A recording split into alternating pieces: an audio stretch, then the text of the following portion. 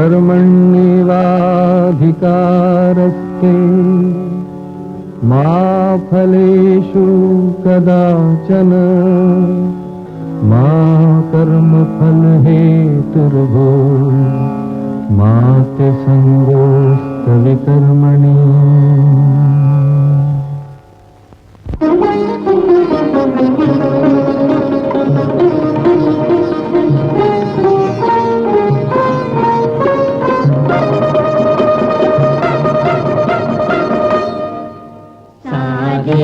जहाँ से अच्छा हिंदुस्तान हमारा, सारे जहाँ से अच्छा हिंदुस्तान हमारा। हम बुलबुले हैं इसके, ये गुलसितां हमारा, सारे जहाँ से अच्छा हिंदुस्तान हमारा।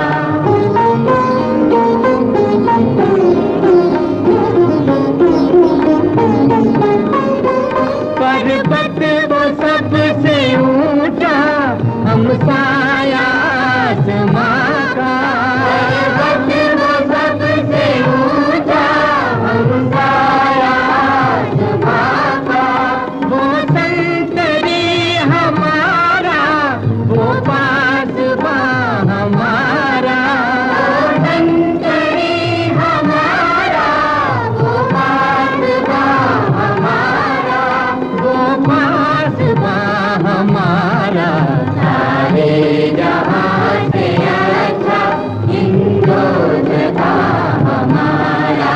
हम बुलबुले हैं इसके, ये गुलसितां हमारा, सारे जहाँ से अच्छा हिंदुस्तान हमारा।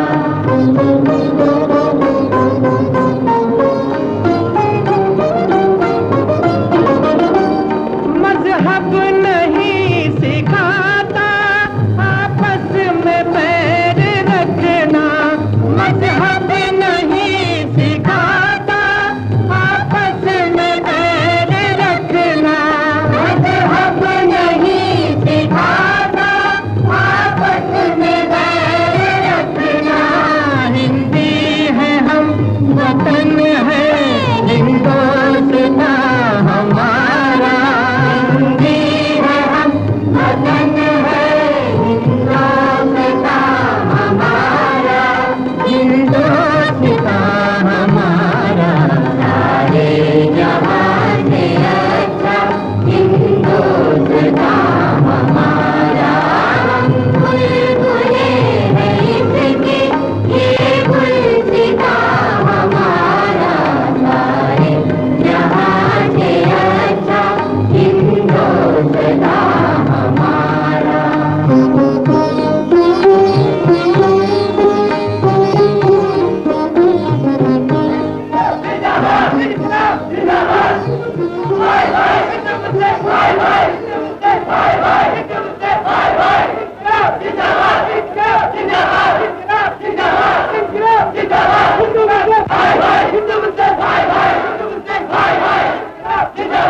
इनकलाब जिंदाबाद एक नारा नहीं, आजादी की पुकार है।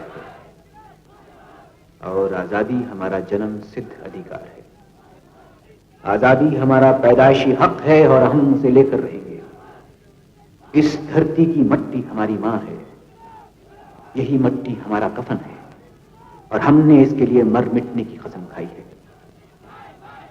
हिंदू मुस्लिम दो कौमों का नहीं, तारीख के एक दौर का नाम है। हिंदू मुस्लिम इस देश की एक तहजीब, एक सभ्यता का नाम है। हिंदू मुस्लिम इस धरती के उन दो बेटों का नाम है जिनकी खुशी और गम, जीना और मरना एक है। ये दोनों एक थे, एक ही हैं और एक ही रहेंगे। हिंदू मुसलमान भाई भाई हैं और दोनों अपने वतन के लिए मर मिटने को तैयार हैं।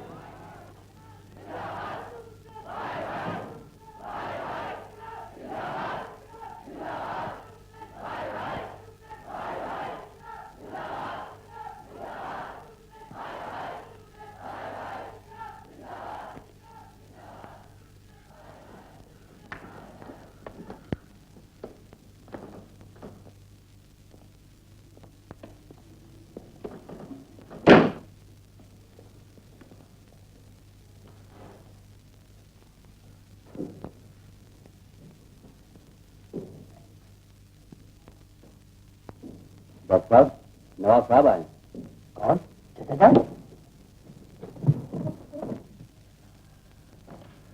आदाब चचा जान। जीते रहो बेटे। आप दिल्ली में हैं और मुझे खबर नहीं, शिमले से कब तशरीफ लाए? कल रात ही आया हूँ। कोई बहुत जरूरी काम मालूम होता है। हाँ बेटे। आपने क्यों तकलीफ की? मुझे लिख दिया होता, मैं तो यहाँ था ही। तुम्हारे पास आया हूँ बेटे। हुक्म कीजिए चचा जान।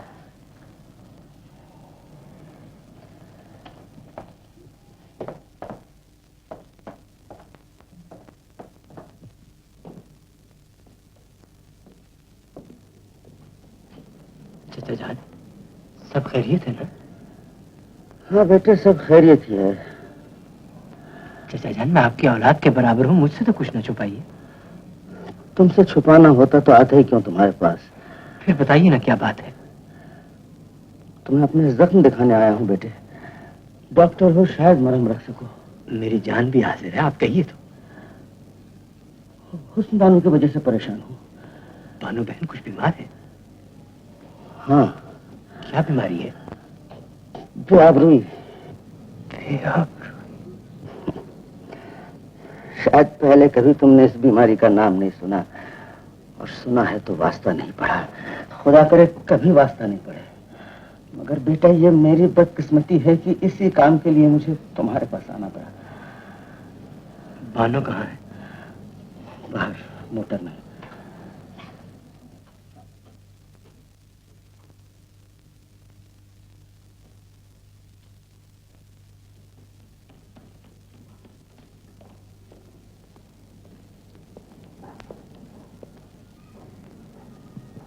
बानो बहन,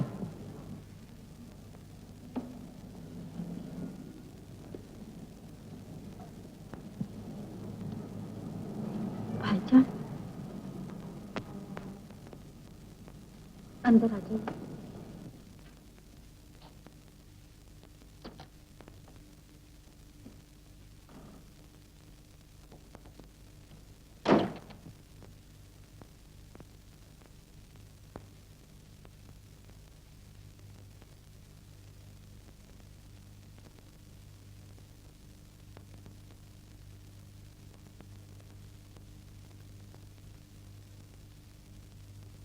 अब्बा जान से बात हुई? सुनते ही नफरत हो गई होगी आपको मुझसे। नफरत करना मेरा पेशा नहीं बानो। मैं डॉक्टर हूँ। दूसरे आप मेरी बहन हैं, आपका दुख मेरा दुख है। ये धोखा किसने किया आपके साथ?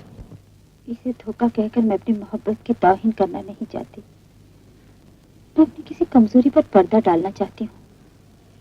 मैं कोई जाहिल लड़की नहीं। धोखा मेरे साथ कौन कर सकता है? फिर ये कैसे हुआ?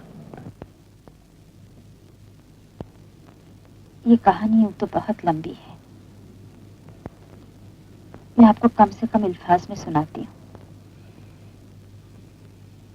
उनका नाम जावेद है। वो मुझे पढ़ाने आया करते थे। आहिस्ता आहिस्ता हम दोनों में मोहब्बत हो गई और हम दोनों जज्बात की राह में बह गए। आप दोनों ने शादी क्यों नहीं कर ली? ये बात अब्बा जान को पसंद नहीं थी। क्यों? क्योंकि उनकी पीठ पर नस्ली शराफत की मोहर नहीं थी। उनके खानदान की कोई तारीख, कोई शजरा नहीं था। वो शरीफ इब्ने शरीफ और नवाब इब्ने नवाब नहीं थे। एक मामूली प्रोफेसर थे। चचा जान के पास तो सब कुछ है, वो चाहते तो उन्हें नवाब बना सकते थे। वो चाहते तब ना। अब्बा जान ने तो उल्टा ये किया। जब जावेद मेरा पैगाम लेकर गए, उन्हें खड़े खड़े निकाल दिया। उनकी शराफत को मक्कारी का नाम दिया, तलीन किया, और खुदा जाने क्या कहता हूँ।